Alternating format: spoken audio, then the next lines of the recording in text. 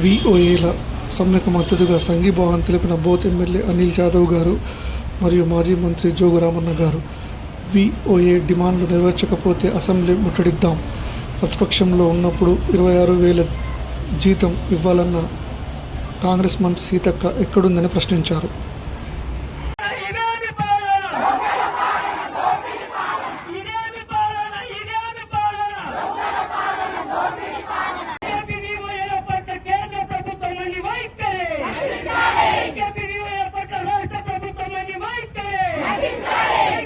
మంత్రివర్యులు జోగు రామన్న గారు అందరి ఒకే రకంగా ఒకే విధంగా ఏ పార్టీలో ఉన్నా అన్నయ్యకి పలానా సమస్య ఉన్నదంటే అది అప్పుడే వెంటనే ఆఫీసర్కు ఫోన్ చేసి సమస్యను తెలుసుకొని సమస్య పరిష్కారం అయ్యేలా చూసే విధంగా ఆయన మనస్తత్వం కాబట్టి ఆయన ఇప్పుడు మన ఐకేపీ విఓఏని ఉద్దేశించి మాట్లాడవలసిందిగా మేము విజ్ఞప్తి చేస్తున్నాం.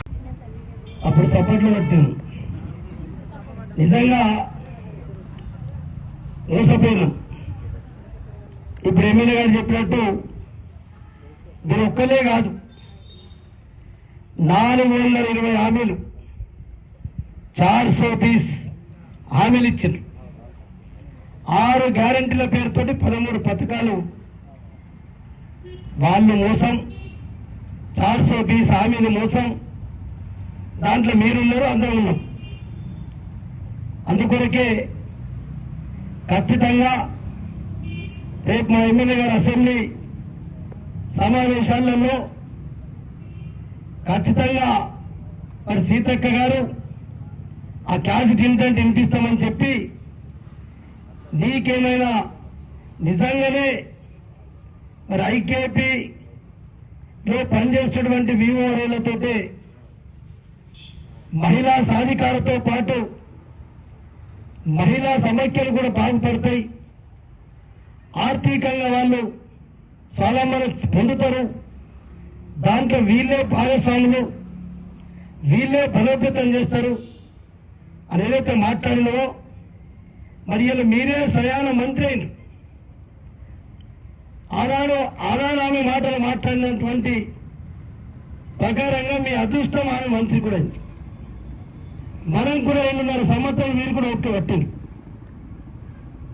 ఇలా డిమాండ్ చేసేది కాదు, స్వయంగా సీతక్క గారు మీరు మాట్లాడినటువంటియే మాకు ఇలా కావాలని చెప్పి ఆదిలాబాద్ కలెక్టరేట్ ముందర 47-48 డిగ్రీల సెంటిగ్రేడ్ ఎండ ఉన్నప్పటికీ కూడా అది టెంట్కు పర్మిషన్ లేకుండా ఇంత చెత్త గవర్నమెంట్, ఇంత మూర్ఖత్వపు గవర్నమెంట్, ఇంత చండాలమైన గవర్నమెంట్ కనీసం గొంతెత్తి మీరు ఇచ్చిన మాటలు మీరు ఇచ్చిన అమలు చేయమని చెప్పి అడుగుతామంటే కనీసం టెంట్ వేసుకొని ఇస్తున్నారు. ఇది ప్రజాస్వామ్యమా? ఇది అప్రజాస్వామికంగా ఈరోజు ఈ ప్రభుత్వం మన ఆర్టీసీలో కూడా మనం టెంట్ కూడా టెంట్ వీకుడు మేము వేపించాం. ఇప్పటిదాకా ఇక్కడ జరగలే. ఇక రేవంత్ రెడ్డి పెద్ద పెద్ద గొప్పలు మాట్లాడతారు. ఆనాడు ఇందిరా పార్క్ దగ్గర కేసీఆర్ గారు ధర్నా చౌకులు ఎత్తేసిందని చెప్పి నువ్వు ఇలా ఎక్కడైనా చౌకులలో ధర్నా చేసుకుంటారు కానీ టెంట్ వేయిస్తలేవు. ఇప్పటికైనా మా టీఆర్ఎస్ పార్టీ నుంచి ఒకటే డిమాండ్ చేస్తుంది. మా డిమాండ్ కాదు, మీరు ఎన్నికల్లో ఇచ్చినటువంటి ఐకేపీ యొక్క విఓఏలకు కావాల్సినటువంటి ఇప్పుడైనా సీతక్క మాట్లాడిన మాటలు ఉద్యోగ భద్రతను, బీమాను, కనీస గౌరవ వేతనం 26,000 ఇస్తేనే బాగుంటుందని చెప్పినాం. మేము కూడా ఇక్కడ గద అడుగుతున్నాం. మేమేం గొంతమ్మ కోరికలు కోరతలేం, 20 అడుగుతున్న బుద్ధిమంతులు మీరు.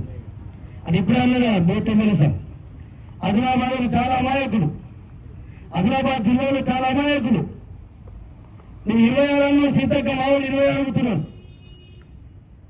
ఆ 20 కనీసం నువ్వు ఇచ్చిన మాటకు ఇంకా కిందనే ఉన్నారు మా వాళ్ళు. కానీ మేము టీఆర్ఎస్ పార్టీ డిమాండ్ చేస్తున్నాం, నువ్వు ఇచ్చిన మాటనే చేయవలసి వస్తుంది. ఖచ్చితంగా చేసేంత వరకు కూడా టీఆర్ఎస్ పార్టీ పోరాటం చేస్తాయి. అసెంబ్లీలో మాట్లాడతాం, బయట మాట్లాడతాం. రేపు ఏమైనా అవకాశం ఉంటే వీళ్ళు కలెక్టర్ గారితో, ఎస్పీ గారితో కూడా, ఎమ్మెల్యే గారితో మాట్లాడతాం. టెంట్ వేయిస్తారా వేయలేరా?